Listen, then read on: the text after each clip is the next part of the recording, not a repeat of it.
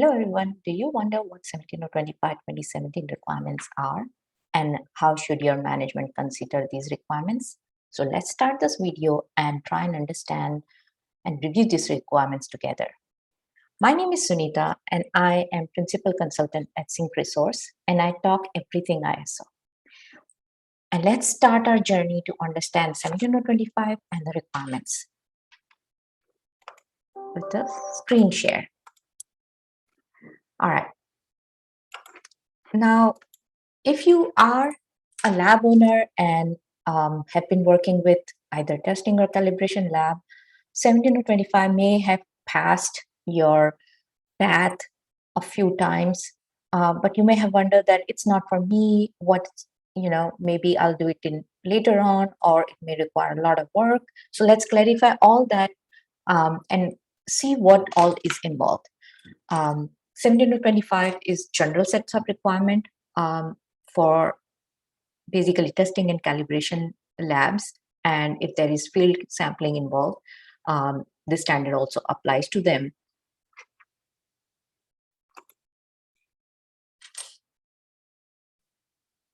Now, the benefits of 17025 are very many. Most of the times when I see these labs taking ISO accreditation, it's for the purpose to meet a certain customer requirement or to establish themselves as quality provider of these services. Also to have a sound understanding and proficiency in their own methods. As any ISO standard, you may have seen of the 22,700, all the standards basically follow a plan, do, check, act. This standard is no different. There is a lot of management processes. There is a lot of processes from the resources, technical, as well as improvement cycles. Now, the two additions which to this standard, which are more pertinent, are the impartiality and confidentiality. We will look into them in a little bit. Here is an example of a simple test or calibration lab who gets the sample, they prepare the sample, how the testing is done, how the entire process of creating technical records, validation of the methods, calibration of equipments, and review of reporting of the results as well as non-conformities that arise from it.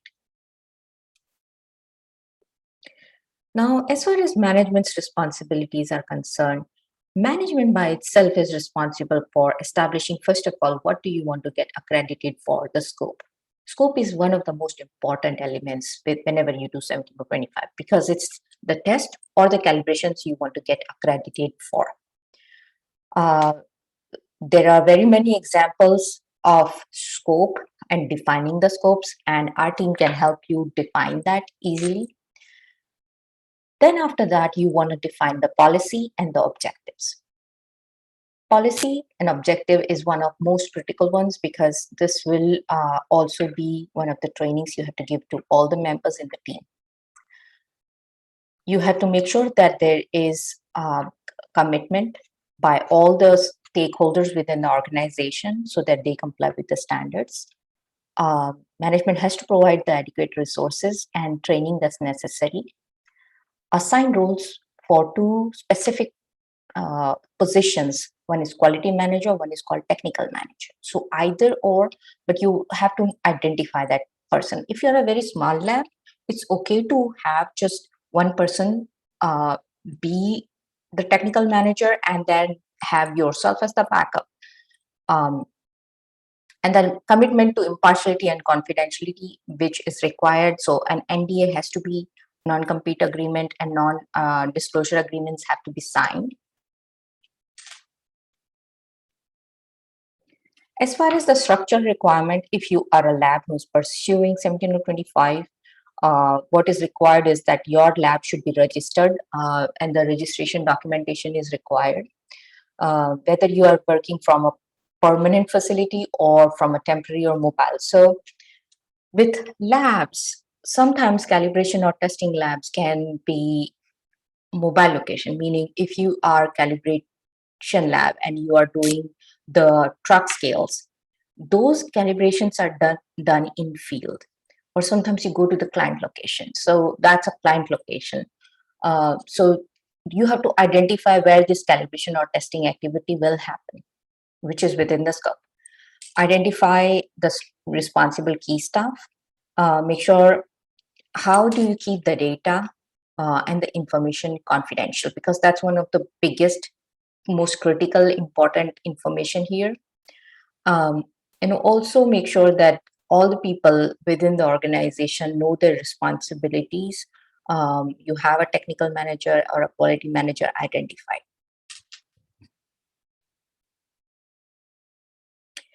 Also, as part of management, you are required to do certain um, exercises, or I call them uh,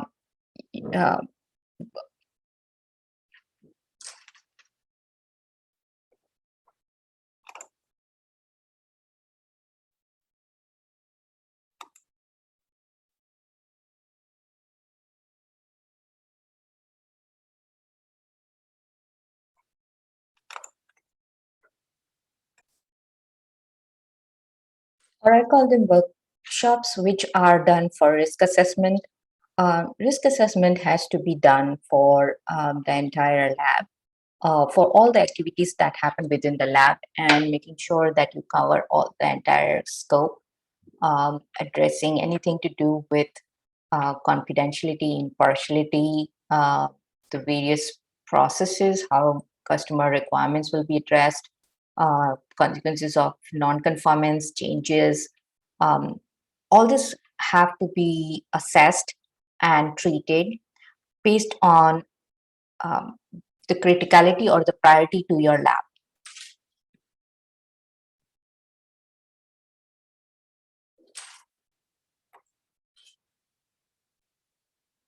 Now, the process of accreditation is quite simple.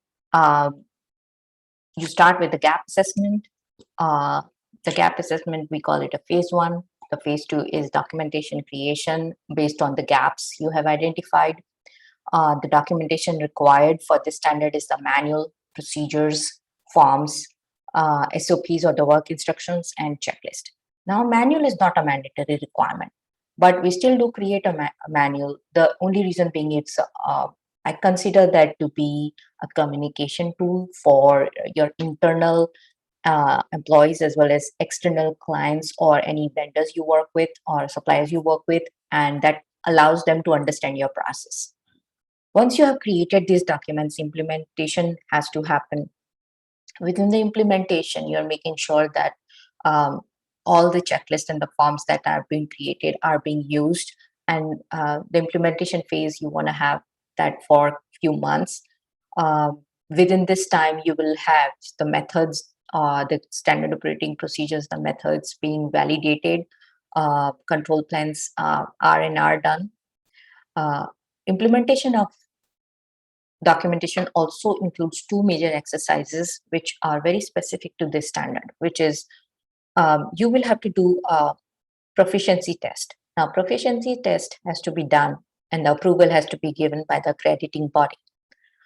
The proficiency test is something which uh, has to be done on a 4-year schedule, and each test or calibration within your scope has to be performed within that periodicity. Also, one of the major requirements is to create a measurement uncertainty budget for the test or the calibration. Now, you have to create all the measurement uncertainty calculations to be accredited in the first year.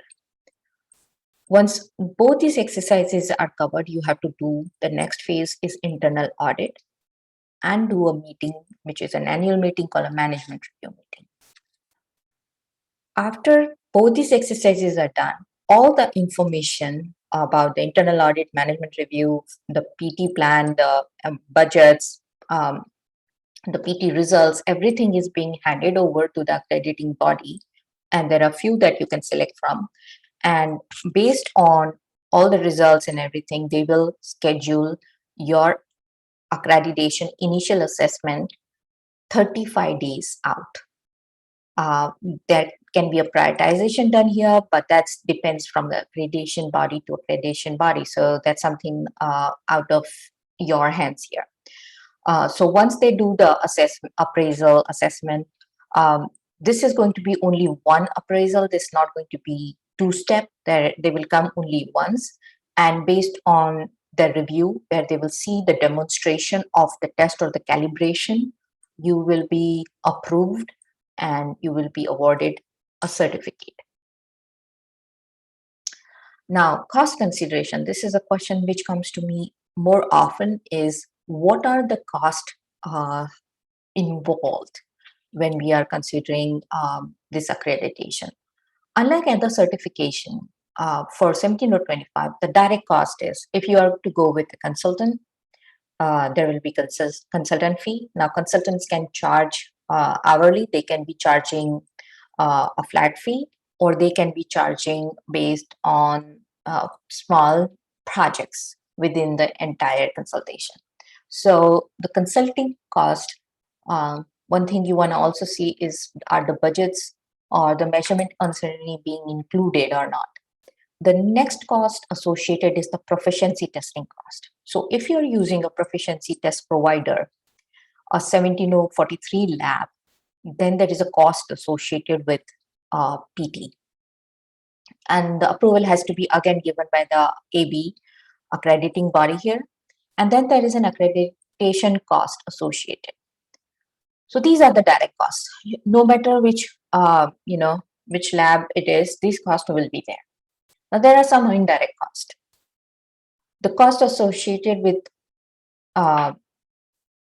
which are non-mandatory are, when you have equipments that you are using, the equipment you use for calibration or testing, they have to have a certificate.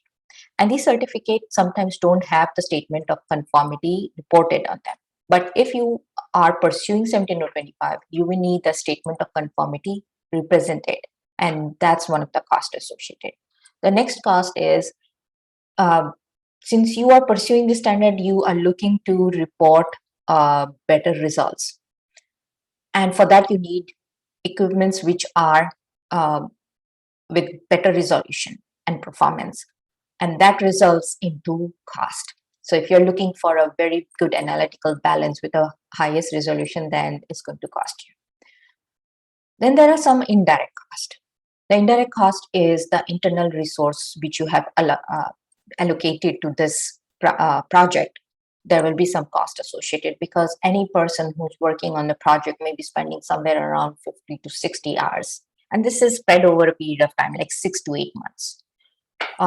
Then there is cost associated with improvement projects you have identified. So it's not necessary that you identify improvement project, but by implementation of these things, projects will be identified for sure. And here is kind of a roadmap with all the different milestones and what is involved and how long it should take. Different steps, what we talked about in the previous slides.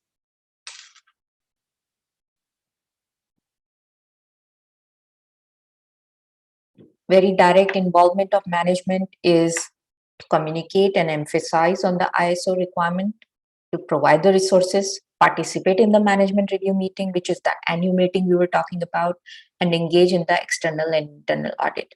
It will be very beneficial if the management or management representative, one of the management top suite persons is, or personnel is part of this meeting and audits. Now, the external assessment, what it looks like is, first of all, you will do to get a quotation, you will have an application.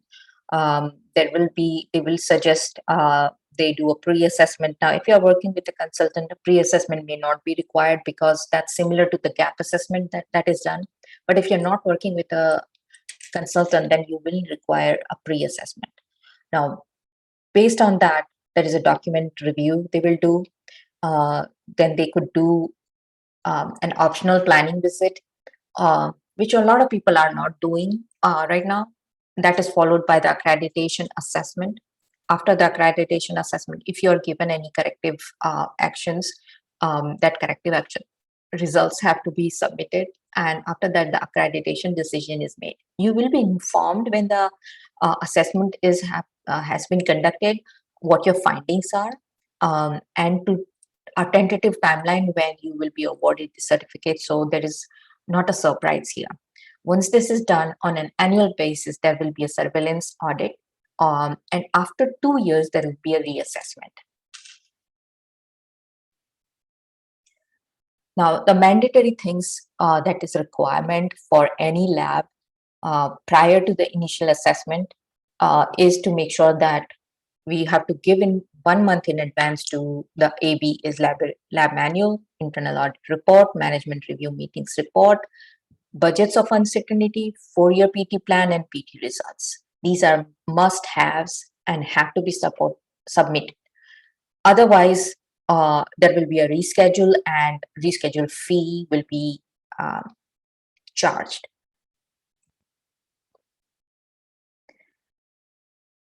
So the next steps as you work towards these is making sure that you have the documentation and have the implementation plan, you finalize your scopes, the PT get approved, and internal auditor training.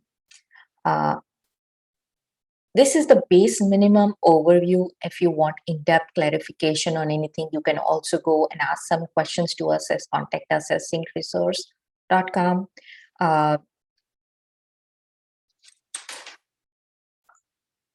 So a lot of information, but all very pertinent. And if you need any additional